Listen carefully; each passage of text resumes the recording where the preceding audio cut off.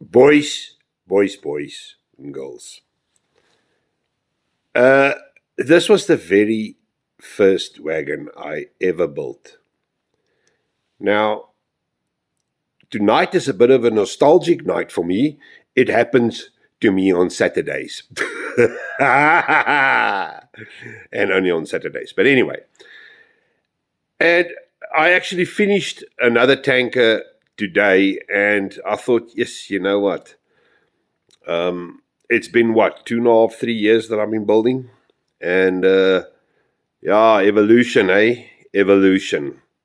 How we sort of change the way we make things. And, it's just, growing up in modeling.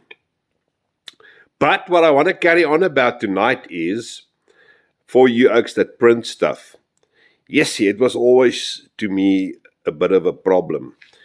You see the gap there, because that bottom gets printed and then the lid gets put on afterwards, the same year. And I left it like that because if you ever want to get in there to change the bogies or do something, you got to be able to take that off, all right? As you can see, this one has run quite a bit. There's stuff missing and stuff like that.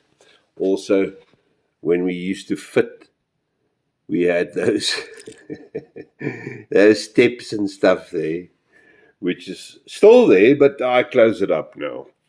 And also look at the step. That's when we still printed them. There was no other option back then. But anyway, so that's always been bugging me. You see, there's another one there. Now, all of these I will change now because it works and it looks cool. And what I want to show you is this. This is printed welds. Now, if you look at it like that, you see it's just little beads. All right. I can't even remember where we got these. It was a file that was available on Thingiverse or something like that. I can't even remember. But anyway. And before I did that, the reason for me going to this was I tried with clay. I looked at Night Shift and all those oaks and the way they do it. And they make it look so easy on their tanks and stuff. And that was just not for me. So, and I still left it there because it was such a mission. All right, so now we printed welds. And look at this. This is the latest wagon, the one I finished today. Check how cool that looks, man. Hey? You can see there as well. Well, you can't really see because it's dark. But it's there. So that's way, way neater. Nice thing is I've got tons of these strips now. Look at the step. You see, this is the new brass steps. They just look so much better. I mean, a brass step is just 1,000,000 times better than a printed step. Mainly because you have the round actual step there, you see. As opposed to, we always used to print them flat. Now, let me show you, this is the latest wagon, the one I finished today. And these two are about 20 years apart, eh? That was end of about 1960. This was around about 80, around there.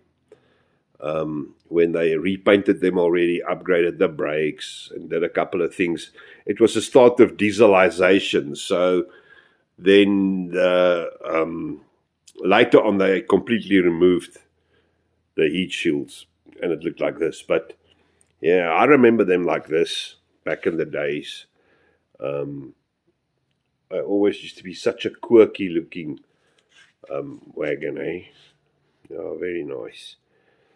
All right, so that's all I wanted to tell you was I know now how to weld and make things look very, very much neater.